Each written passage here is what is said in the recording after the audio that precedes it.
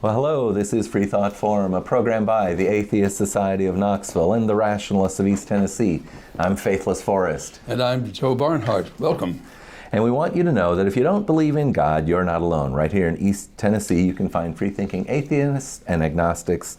This is a show for them and for people committed to a life rooted in science and unfettered by supernatural beliefs or interested thereof. And today we're going to talk about the Billy Graham religion, who Billy Graham recently died, as you well know. All righty, but before we begin, we want to tell viewers a little bit about the show sponsors. The Atheist Society of Knoxville, or ASK, frequently has a fun meetup at a bar or eatery. The next meetup is Tuesday at 5:30 p.m. at a relatively new location, when we've met there a couple of times.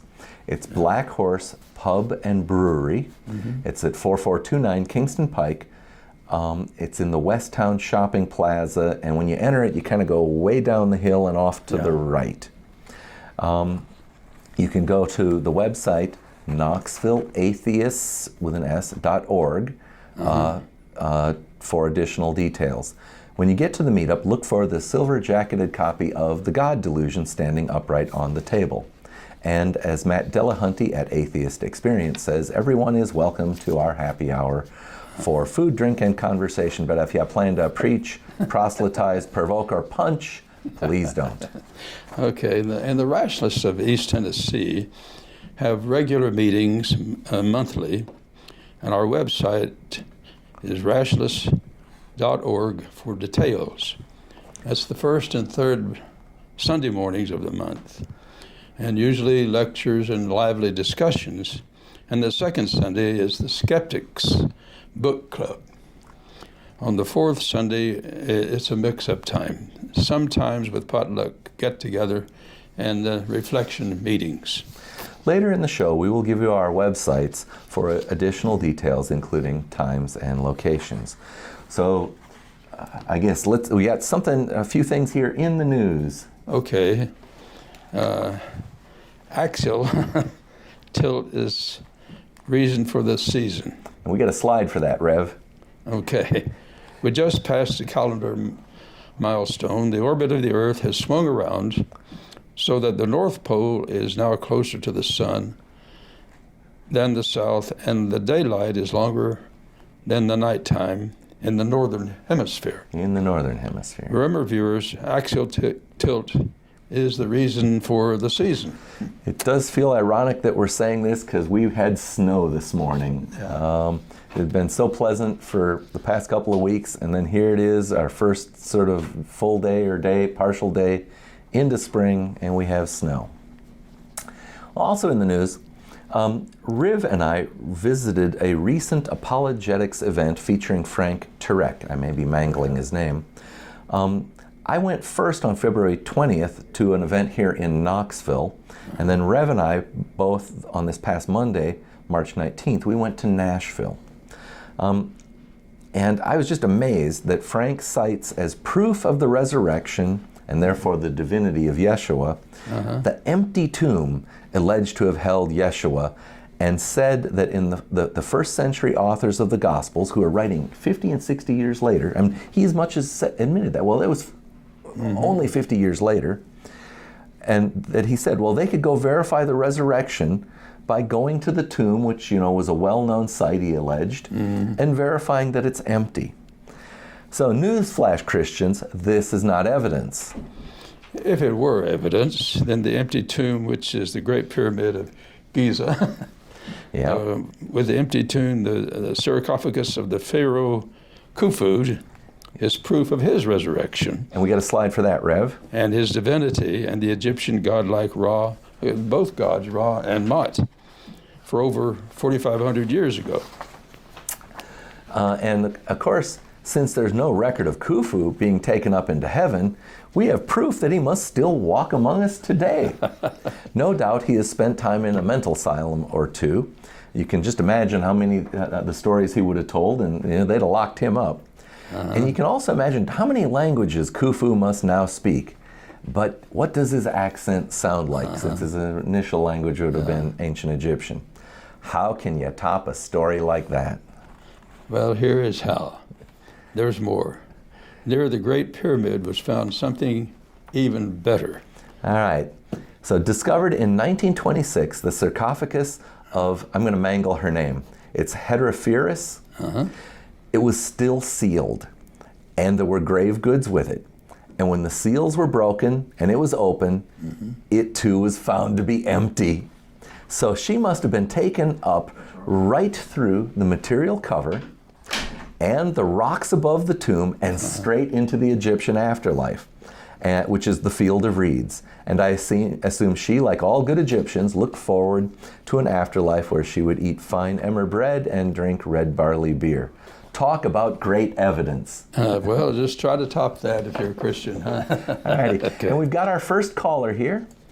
Go. Hello, caller. This is Freethought Forum. Can you give us a name or a nickname, and please speak up? It's Charles from Central Illinois. Hello, Charles. Rev, we got a picture here. We got some pictures of Charles. Charles, thank you for calling. Yeah. First off, welcome to the first day of spring, such as it is. Yeah. And I'll have you know that we're looking forward to possibility of snow tomorrow night. Yeah, we beat you to it. We got a little bit here. Rev, I think I got another slide with Charles there. Yeah, there we go. And if you're not watching Charles, I got the cornfields from last summer. So I guess your corn's not that far along at this point. At this point in time, the farmers aren't even trying to get out in the field. Aren't even doing that. All right. So, what's your free thought report from Central Illinois? Oh, embedded reporter Charles. Well, concerning today's topic of Franklin Graham, Sr., around this area, he's right up there with John Wayne and, I don't know, St. Peter, I guess, would be a good way of putting it. Apparently, they really like his presentation and his style. What I didn't like is how much he left out about how wonderful things we Christians have, our Christian ancestors did in the United States over the last 200 years or so, prior to about 1900. And then he ignored all this anti-civil rights stuff supported by much of his flock and donators and so forth during the 50s and 60s. So I was born in '59. I was pretty, therefore during the '60s I was pretty young, and it would probably have been in the very late '60s or early '70s when I kind of became aware of him. But I got the impression that he came to the civil rights movement and eventually embraced it, but he was late to the party. But I think I heard you say something like that maybe he was a little bit anti-civil rights? His background of where he was born and raised was definitely anti-civil rights. Well, we can't hold that against him. What did he say, though? During the time of Jim Crow. No, he was a good friend of Martin Luther King and had been influenced by him. At what point in his life would he have been? Well, that's later. All right. After King became very well known.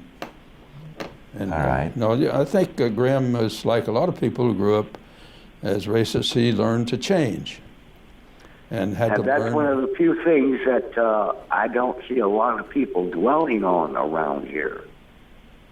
Well, they present the image of the man, a snapshot, instead of the whole entirety of the man. Meaning the finished product, not. Well, yeah, that's true of all of us. We grow and develop and have to change, at least unless we're rocks. Yeah. But no, he was just an ordinary guy trying to change because he realized some of his ideas didn't make sense. And all of us do that now and then, at least we hope. Well, his son is acting pretty odd for someone who's attempting to follow in his father's footsteps. Well, we're going to deal primarily with their ideas today. And we need to talk about where he trained to become a minister. And are you aware of where he trained to become a minister? No, I am not. Well, first of all, it's important to understand that in his tradition, he heard a lot of people like Mordecai Ham, who was a very popular preacher, and other preachers of that day. And so would Mordecai Ham have been like a radio or TV personality, or would he have been like traveling to revivals? Well, in those days, it would have been radio.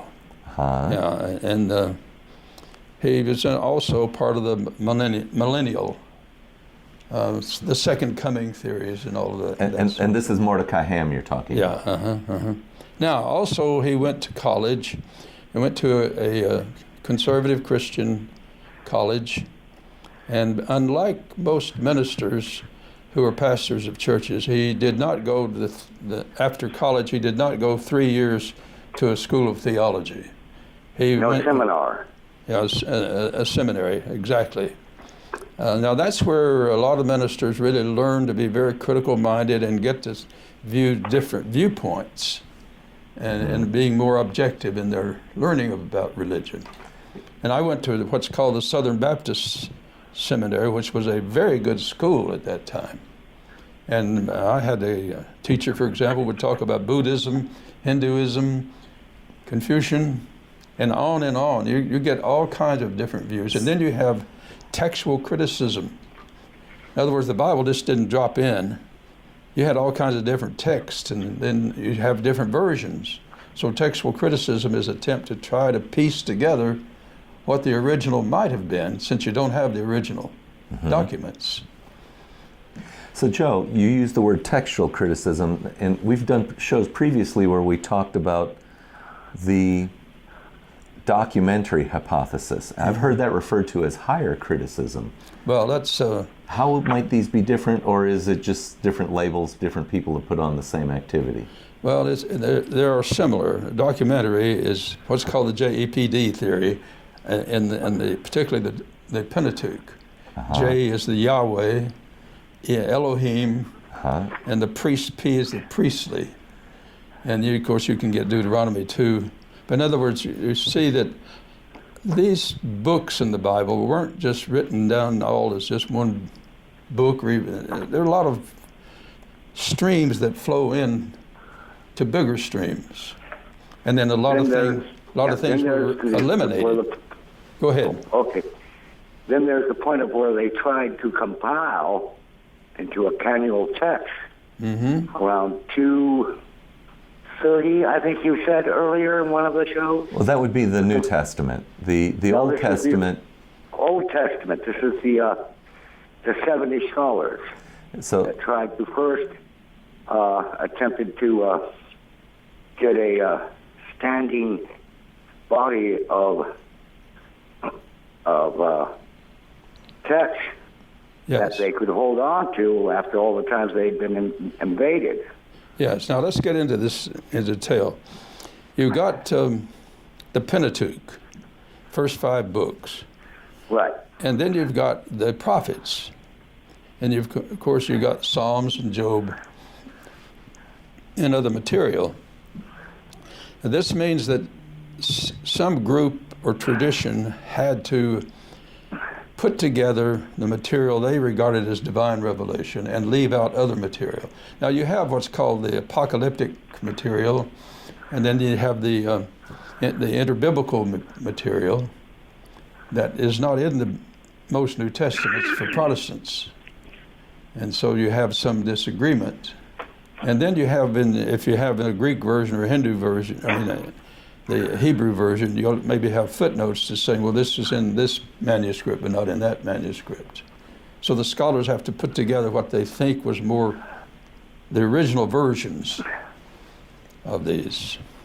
So when I read the book, Who Wrote the Bible by, oh goodness, his name won't come to me, Friedman, or that described the documentary hypothesis, they talked about one other element of this, and this was the redactor. The redactors, yeah. So the redactor is a person or persons who collected these things and chose where to make the cuts and the pastes, and may have occasionally written little bits to make it flow smoothly together. Try to make it look more consistent and smoothly, Yeah, so there was some creation, but the biggest component that the redactor's hand had was the act of choosing what made it.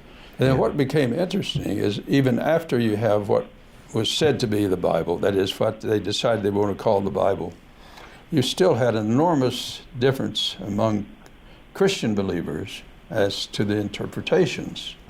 So that would have been happening in like the 200 and 300 and 400 AD time frame, right? Yeah, yeah. Well, I'm sure it's happening yet today. Oh yeah. But but they would have been. Well, they were human beings trying to put and make sense of what they had received, and then trying to interpret them in one passage in light of other passages and try to make them consistent if possible. So what you're saying, though, is that Billy Graham never went to seminary, and he didn't know this stuff that we're talking about. Well, if he did, there's no indication that he did. And in fact, if he didn't go to seminary, it's very likely he didn't get into this with any depth at all. And that he certainly didn't have then a structured introduction to it. If he picked it up, it was because he heard a little bit from some preacher or pastor over the course of time. But this is an intensive study that they try to do in a seminary or a theology school to help the students to see that there is more complexity here, and it's not just something dropped out of heaven and there it is. That's one of the things that I noted about a lot of his crusades and so forth is that he concentrated only on certain aspects of the teachings and the sayings and so forth, but he didn't deal with what they were, the different meanings they would have, say, in the year 1600 or the year 800 or the year 230 AD or the year 230 BC. Yeah, can you speak louder, because we need to hear you. Okay. He didn't spend a whole lot of time dealing with how we humans change the contextual meanings of a lot of the sayings he was using. Yeah. Well, this is what very lightweight. Yeah. For example, once you have what the churches and the people who are working on these decide to call the Bible, then you have various schools of interpretation. First, you got the premillennial view, you got the postmillennial view, and you got the amillennial view. These are at least three views of the coming of Jesus again. I have to say, Joe, without fear of contradiction, I can tell you I don't know what you mean by those words. We'll probably have to dig into that. Well, these are kind of things that, and one of them, the premillennial view, is that there's going to be suddenly the rapture. Okay. And when we were in the seminary, we called it the great vacuum cleaner in the sky. Okay. And all the Christians will be sucked up into heaven. All right. I've read parts of that comes out of Revelations. Yeah. But there's some other spots too. Oh, there are other passages. But then you have what's called the Great Tribulation. All right, 1,000 years of that. Well, no, that's the millennium. That's later. Oh my goodness. Yeah, you got to. This is all divided up, you see, and then of course that's the premillennial view. Now the postmillennial view is quite different, and then amillennial. The word in millennium, it's just like the word un. In other words, they take the millennium to be more figurative language than literal. All right. 1,000 years. So what we're trying to say is even you didn't start with just a Bible dropping out of heaven. Even the text had to be some things agreed upon as part of the Bible and some things not. And you had committees and groups in the churches and the bishops and all of that trying to piece these things together. All righty. Let me ask a question of of Charles, then maybe we'll need to ask you to clear the line. So Charles, have you read the Bible, the whole thing, or just exposed to parts of it? I've read most of the Bible. I got pretty much burnt out on all the this guy beget this guy who beget this guy who beget this guy who beget this guy who beget this guy who beget. I'm familiar with the tedium of reading the genealogy myself. I tell people you can't read the genealogy, you just kind of can look at it. And you can maybe even say it, but it's just tedious. But okay. Well, Charles, I hope that the weather relents and you get a return to spring. Yeah, thank you. Thanks for calling in. Calling in, thank you. Bye. Goodbye. Bye. All right, well, lines are open.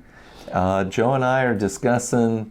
Graham thought of himself primarily as in the position of a prophet and evangelist. Those were the two. See, he was not the pastor of a church for a long time. He was... and he was one of his early jobs was he was a salesman in his youth, in his younger years. And what did he sell, Joe? Well, I've forgotten now what it was. I'd have to look it up again. I'm pretty sure I read it in your book that he was a Fuller Brushman. Yeah, that's my memory, but I'd have to look it up to make sure. Yeah. And in many ways, you have to say that Billy perceived himself as an evangelist, as mostly a salesman. I mean, he didn't see himself as a teacher, but mostly as a prophet and as a proclaimer. And his version of a prophet, his version was not that they make predictions, they just herald the good news. All right, herald the good news. Mm-hmm. And the bad news too, if you don't get in on the good program. So it's a two-way street. And he perceived himself as something like an American Elijah, who came to proclaim the truth, and then if you accept it, then you can go to heaven, and if not, to hell with it, literally. Yeah. So as I was reading your book, you made an interesting point that I would have never thought of or would never have noticed, and that is that you were saying that when he'd be addressing a crowd, he didn't work from notes. You know, we're working from notes here because we don't want to get lost and off track. It doesn't stop us, we get lost and off track. But so he didn't work from notes. And why didn't he work from notes? Okay, here's a reason for this. And some ministers are trained this way. It's important to keep eye contact. Okay. With the people you're talking to. Now, some do it because it makes you feel like you get a straight revelation from heaven. There we go. That was what I was fishing for. But what most teachers who teach ministers is you need to be in contact with the people. So memorize your sermon outline, and then you keep good rapport with your people. And I think that's part of Billy Graham's background. And he did, of course, think that he was under the influence of the Spirit. But it's important to see in a tradition, he was Presbyterian and then became apparently in the Baptist tradition, which meant partly, I think, you can get ordained much quicker without having to go to seminary. In some Baptist traditions. Now, not all. So when you say Presbyterian, I also see you've got some notes here. It says he graduated from Wheaton College. So Wheaton College is a Presbyterian college? No, it's what you might be called an interdenominational. Okay. And it mostly, though, was evangelical in its viewpoint. They didn't have any broader view then. All right, so in his youth he went to a Presbyterian church. Then when he was of college age, he went to this interdenominational Wheaton College. Very, very conservative school, yeah. Where's Wheaton College located? That's in the Midwest, yeah. Okay. All righty. But this was not a seminary. No, he did not go. That's 3 years after you go to college. Then you go to 3 years, and you're supposed to take Greek and probably Hebrew. I had to take Greek and Hebrew, and you have to take systematic theology, and you have to do philosophy of religion, and you have to do a course in world religions. You got to study something about Hinduism, Buddhism, and so forth. And so I guess there's probably, It's a broader approach. and he therefore, so he had no structured introduction to any of that. No. So you're more qualified to do what he did than he was. Well, I don't know about that, but You aren't the salesman he was? You have to be a salesman to be an evangelist. That's why the churches often bring in evangelists to make it more sensational and more thrilling, so that you need to get more customers. All right. Or more converts. I guess I should ask, do you know what the etymology is of the word evangelical, or to evangelize? Well, "you" means good. All right. And it's good message is what it's about. All right. Angelos, and the word angel you get too, but angel is a messenger. But it means good message, good news. And then you have form criticism, and you have literary criticism. These are the kinds of things that if you don't go to the School of Theology, you're not going to get it usually in college if you're going to be a minister. So form criticism, I think this is the first time I've heard that. How is that different? So what characterizes form criticism?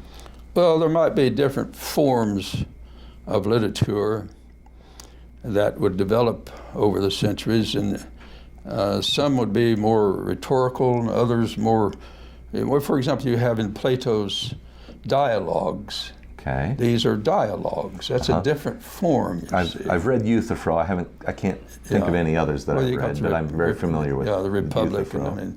and mostly you have, for Plato, you have Socrates being presented as dialoguing with people in the marketplace. And he's exploring what they think and why they think it. Yeah. Now, and the Gospel of John picks up a little bit of it. You start off in the Gospel of John. En arche ein ho logos. In the beginning was the Word. The Word. Mm-hmm. And that term logos has a long history of its own, coming from at least the Platonic tradition, but even before Plato. Mm-hmm. So that means in the beginning was the structure and the order. See, where did that come from? You see, that's what the writer of what's called the Gospel of John, we don't know who wrote it, but that's what he's trying to deal with, is what's the structure. So, that was one of the things I was surprised about. I think it was probably Bart Ehrman in his lecture here that he explained that although the Gospels are called Matthew, Mark, Luke, and John, Matthew didn't write Matthew, Mark didn't write Mark, Luke didn't write Luke, and John didn't write John. They're the Gospels of. Oh, those were put on later, yeah. And that the actual authorship is unknown. Yeah. Do you suppose Billy Graham knew that? Well, I don't know. That's a good question. In seminary, you have to learn these things. And, I feel very fortunate to have had a very good theological background with very good teachers, very open-minded, and their view of objectivity is this. It's not a neutral point of view, because that's a contradiction. If you've got a point of view, it's not neutral. Their view is objectivity is to present various views clearly from the viewpoint of those who believe them. Mm-hmm. And then do comparative analysis. So you would say, well, there are those who believe this and there are those who believe that. Okay. And then you do a comparative analysis, and then consistency, and you just regular logic. All right. So let's get back. You said criticism of forms, or am I misphrasing that? Well, what form? In other words, some literature is just a lecture. I was trying to ask, though, am I phrasing the category correctly? Such as, I'm familiar with the phrase textual criticism and higher criticism. And in the case of higher criticism, it was explained to me that is things like the documentary hypothesis, which, since I've read one book on it, I at least say, okay, I think I know what they mean when they're doing that. So if you say criticism by form, when I think of the Bible, I think how there's parts of it that are like chronological stories. They read like adventures. Well, that's a good way to put it. See, in other words, there are literary forms. And that's what I was hunting for. Or literary styles, even.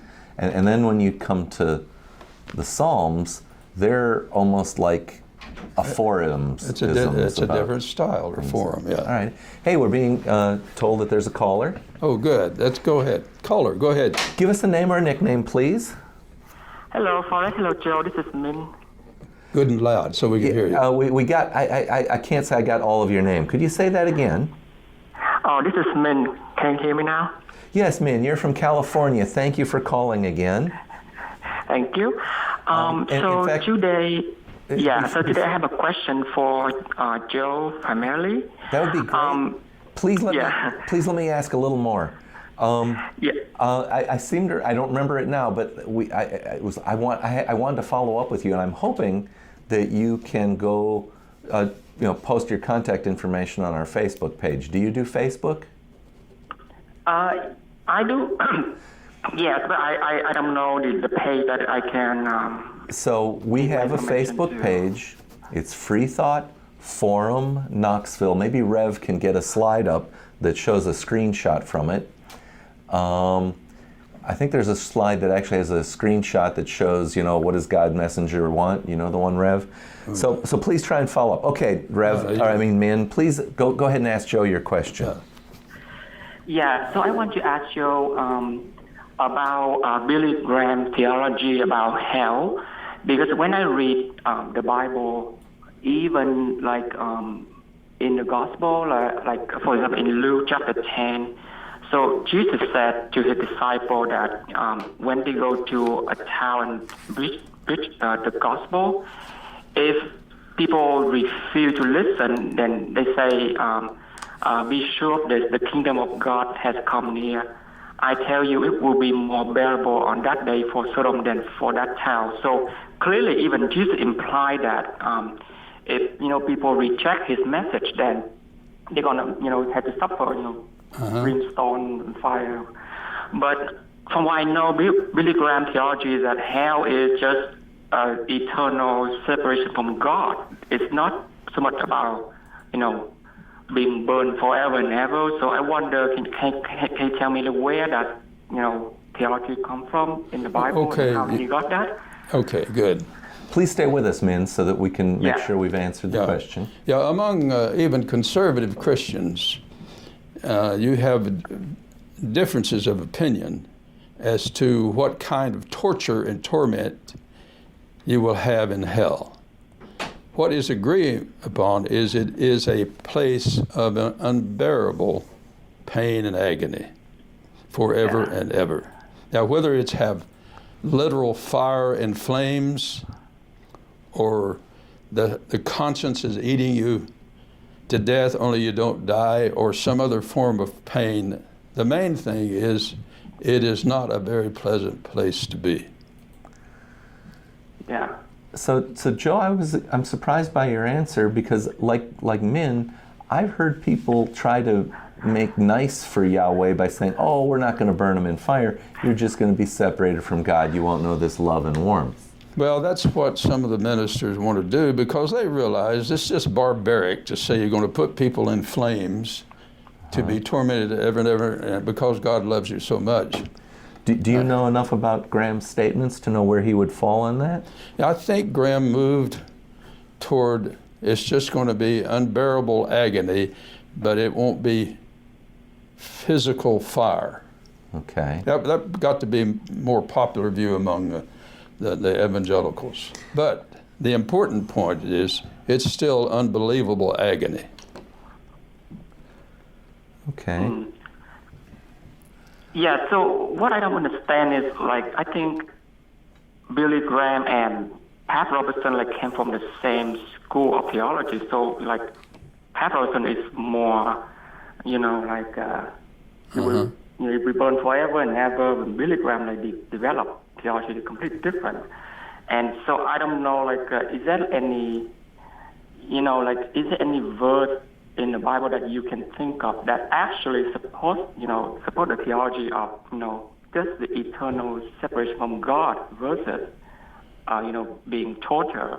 Well, what this amounts to is whether you take some of the passages as literal or whether they take them as figurative or some other way. It's a matter of interpretation, and understandable. Some people like the notion of separation from God. Well, when they say that, they mean it is not a pleasant, enjoyable situation. They are not trying to say, okay, you can go ahead and have a good life, and you can go ahead and be married and happy, or not married and happy and just have a good life. No, that's not what they're trying to say. They're trying to say that is a place of torment. I see. So, see, most of us could say, well, when you die, you die. And you could say, well, if you're dead, you're dead. You're not in torment, you're just dead. But that's not what Billy Graham wanted to say. And he doesn't want to say, well, if you go some other place, you'll have a good life. He definitely wants to say, if you don't get saved through Jesus Christ alone, you're going to have a miserable life forever and ever. That's his position. So Min, it's a great question you asked. Yeah. And it makes me think the next time I encounter an apologist who wants to make that argument, that I should do exactly what you asked and ask for book, chapter, and verse to support that idea. Yeah. Yeah, because there's enough. Yeah, because I think the most Christian I consider moderate, quote unquote, they tend to have more of the Billy Graham version of hell than televangelists. Yeah. And they, that's what I don't know. Like, they have that theology from somewhere, or like in the book, or from some preacher, because I don't hear that idea very often. Because even a lot of people, when they convert to Christianity, they do hold the view like you will suffer for eternity. We will be born forever and ever. Not like you separate from God. Well, from their point of view, when they say separation from God, they mean this is not a very pleasant. Yeah. And okay, now let's get on to some of Billy Graham's other. Did you have any more questions, Min? I just have a side question for you, and then I'll leave. So I just checked the Facebook, and I think I saw your group now. So how do I follow up to you? I asked the question again. Did you find our Facebook page? Yeah, I did find your Facebook page, and then I think I just So it's a public page. You should be able to just post a question. So I posted today's slides. You could just go post a question underneath today's slides and say, "Hi, this is Min, and thanks for talking to us about Billy Graham's view of hell." And then I'll be able to find you after the show, and I'm sure I'll remember what it was I wanted to ask you. It may have been, how did you ever find us? If you told it me when you called in before, I don't remember how you ever found us. Okay, let's get to another question on Billy Graham here before we get off the subject. I wanted to get that from Min, and then we'll resume our topic. Do you remember how you found us? Well, I listened to a few The Atheist Experience on YouTube, and they mentioned us. It recommended the Finite channel, I think, and then I found your show. All righty, great. Thank you. Well, thank you much. Yeah, so I want to ask you. Do you think on Facebook can you post the week, the topics you will talk about each week? So when you call in, I can ask you appropriate question relating to the topic. Well, go ahead and like the Facebook page. It's an open page. If you like it, I think you'll get notifications when I make posts. Now, I don't always do that. I posted them earlier today, because I literally made these slides early this morning to do our various backgrounds, and sometimes I'm making them until pretty late in the afternoon, and then time escapes me. So, but thank you for noticing, and knowing that they're helpful to people gives me more motivation to do so. There's another passage in Billy Graham that relating what she's talking about is he quotes a passage, "Behold, I was shapen in iniquity, and in sin did my mother conceive me." And that's in Proverbs. And most evangelicals use this as a passage of original sin. Now, that's their way of saying that everybody is born into sin. Now, the Baptists did modify it slightly. That is, even the more conservative Baptists. That takes effect only after you reach the age of accountability. That's not for children. And accountability would be approximately what? Oh, that's some debate. Some say the age of 12, 13, 15. In other words, you've got to be able to understand that you're needing this salvation product in the first place. So in other words, infants or toddlers who can't even speak, who die prematurely, that's why Baptists don't sprinkle kids, because that's not going to do anything for a little kid except get his head wet. Yeah. All righty. So that's why it's called believer's baptism, you see. And you have to believe first, and then you get baptized. All righty. Well, Min, thanks for calling again. Thank you. And we're here regularly. We're glad you found the new time as well, new day and time. I think the last time you called in, we were in the old time slot. Yeah. Now, in this notion of original. Let me say goodbye then. Yeah, thank you. Okay. Thank you. See you. In this notion of original sin, in sin did my mother conceive me. Now, most interpreters are trying to say, well, now they're not talking about the sexual act itself that's sinful. That's just a way of saying as soon as you're born, and at least if you're Baptist, and reach the age of accountability, then you're doomed. Unless you do convert. And you've got to convert to the right, on the right road. Otherwise, you do go to hell. And when they said that, they mean literally go to hell. They mean as in burning fire and the smoke rises up forever and ever. Or agony forever and ever. May not be literal fire from their point. Depends on which ones you talk with. All righty. But it's going to be agony forever and ever.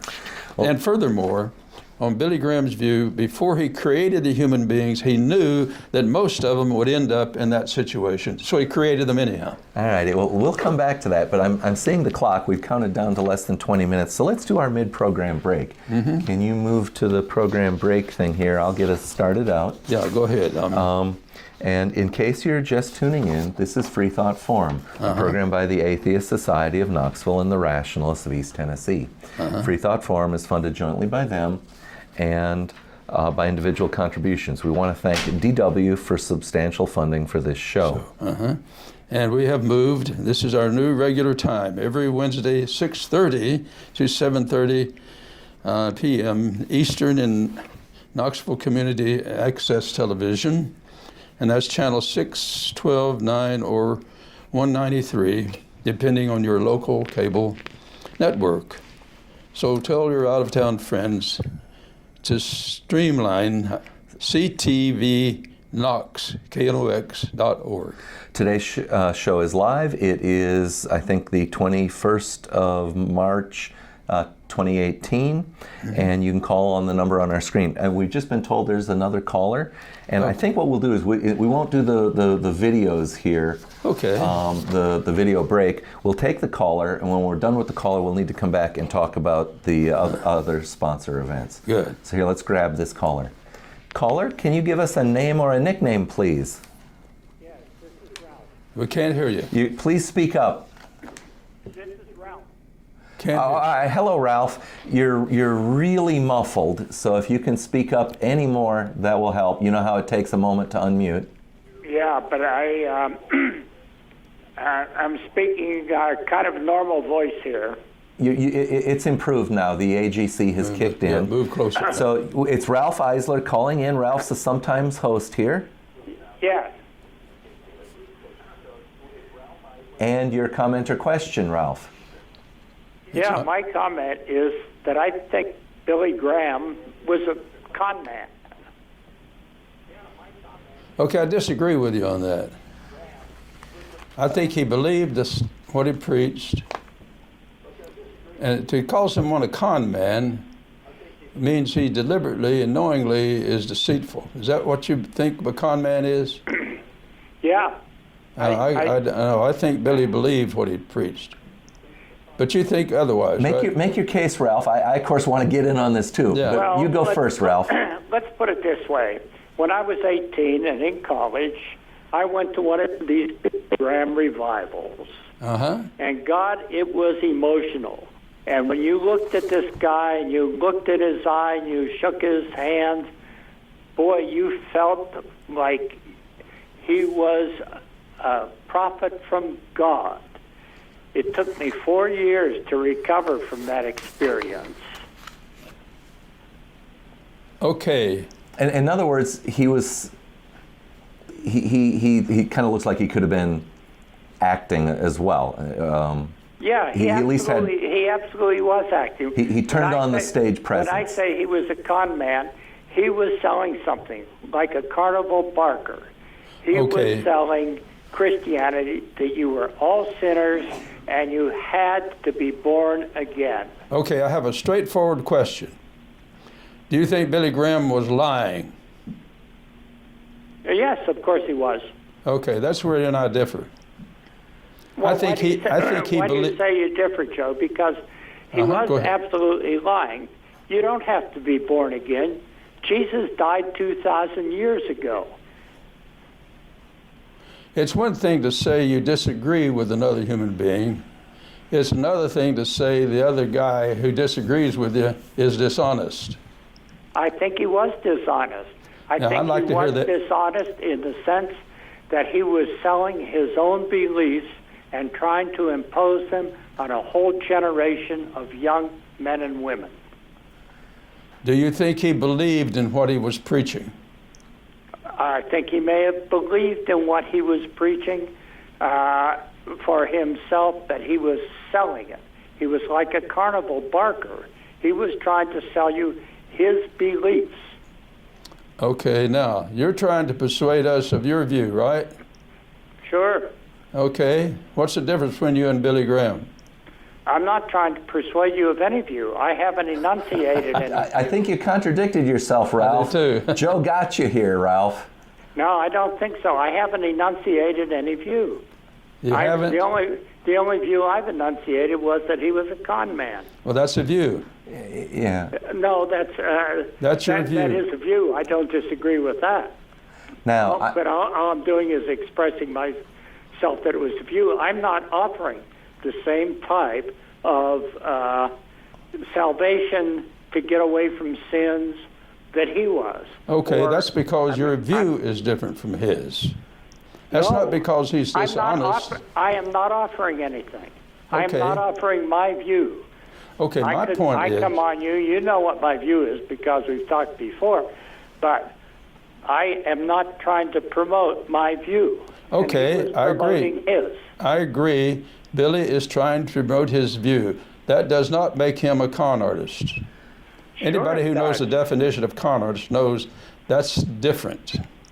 No, I Otherwise, don't when think you're let's suppose you go to a university, and a university teacher is presenting a point of view, and maybe it's his view. That doesn't mean the professor is a con man, does it? It doesn't mean the professor is necessarily a con man if he's promoting a point of view that is rational. But if okay, that's what you wanted. A point of view that is founded in something like religious fantasies, then he's a con man. Well, let me ask you this. Suppose you said something that turns out to be not rational. Does that make you a con man? Well, if I said something that's not rational that makes me a con man, it doesn't necessarily make me a con man, but if I try to sell it to you, it makes me a con man. Well, if you still... If I try to sell you a point of view, okay, you've got two different... absolutely irrational. You've got two different views now. I mean, you switched to another view. So Ralph, I'm going to help restate what I think Joe's question is. If you have a mistaken idea and you're trying to, and you genuinely think that it's correct and you're offering it to people, but you are mistaken, during that period of time when you're mistaken, you're not committing a con. You may be mistaken, but you're not committing a con. Otherwise, all of us would be con men. I've said things that were mistaken. Later, I could correct them, and you may think I may make statements that are mistaken. Now, and that doesn't make me a con man. I'd like a larger piece of this conversation, guys. I want to now take Ralph's side and say, Joe, do you think that Billy Graham didn't know that some of the things he said were contradicted by the Bible? Well, I think he sometimes saw the problem. And he, like anybody who's going to have... Did he bring visibility to it, or did he try to hide it? Well, first of all, he doesn't pretend to be a scholar. You see? Okay. Otherwise, he would have to quit being an evangelist. Did he pretend to be confident? I think he did. Okay. Now I think I've made Ralph's case. Well, he was confident about what he preached. I don't think he preached on things he was not confident about. Well, you can be sure he was confident about them. So what am I supposed to say about that? Okay, there's a difference between being a con man and someone who is deluded himself. Well, are you saying he was deluded?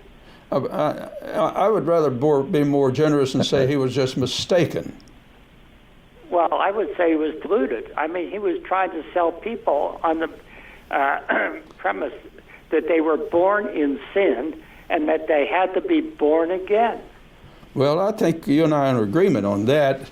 That's a delusional view. So if that's what you're saying, I would agree with you. Alrighty. Okay, well, I just wanted to interject a little bit of That's good. Controversy into this because I don't have a very high opinion of Billy Graham. I'll tell you. Well, you succeeded in introducing some controversy. We had a good intellectual arm wrestle. Thank you. All right, guys. I'll see you later. Thank you. Thanks, Ralph. All righty. So let's finish up the mid-program break here. I don't know who's reading first. Let me jump in and you go catch ahead. up. All right. The Atheist Society of Knoxville, or ASK, meets one or two times a week.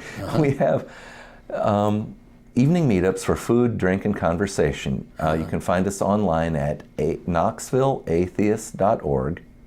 The purpose of the Atheist Society of Knoxville is to supply a venue for community camaraderie and outreach to atheists, agnostics, freethinkers, and other like-minded persons in the East Tennessee area. Next Tuesday, there's a 5:30 meeting at Black Horse Pub and Brewery, 4429 Kingston Pike. It's in the Western Plaza Shopping Center. Okay, and the first Sunday in April, roundtable discussion topic is to be announced. To be announced, yeah. Okay. The second Sunday is our Adopt a Highway, and that is when? It's on April 7th, and it's from 1 to 4 p.m.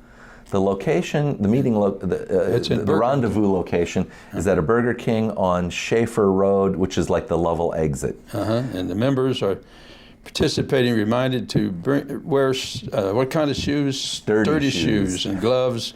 Bring a picker upper. Yeah, it's one of those reach out grabby things. You pull the trigger, and that way you're not stooping and bending. And meet in the Burger King at Lovell Road exit. Alrighty, yep. All volunteers will be asked to watch a video before you can work on the roadway. And in the event that we get something like rain or snow like we're having today, it'll get pushed out to the following week. Postpone it. Alrighty. Let me get to this next part here. The Skeptics Book Club meets on the second Sunday of the month, and the April book will be Unapologetic: Why Philosophy of Religion Must End. It sure feels like there's a missing "the" in that, but I just copied and pasted it. It's by John Loftus. I have no idea who he is. Is that name familiar to you? Well, I've heard it, but I don't know how it's relative to this topic. Go ahead. Alrighty. And the meeting time is 2 to 4 p.m. The location is Books A Million at 8515 Kingston Pike. You need not have read the book to attend, but of course it helps. Well, having taught philosophy of religion for many years, I'd like to see what he has to say. So, see www.rationalist.org. program or meeting time and location. So we've got less than 5 minutes now to talk about the subject here, Billy Graham. You had some more bullet points here. Are there any bullet points that we haven't gotten to that we can hash over in these well, much less than 5 minutes? Well, I wanted to emphasize that Billy's God foresaw that most of the people would end up in misery.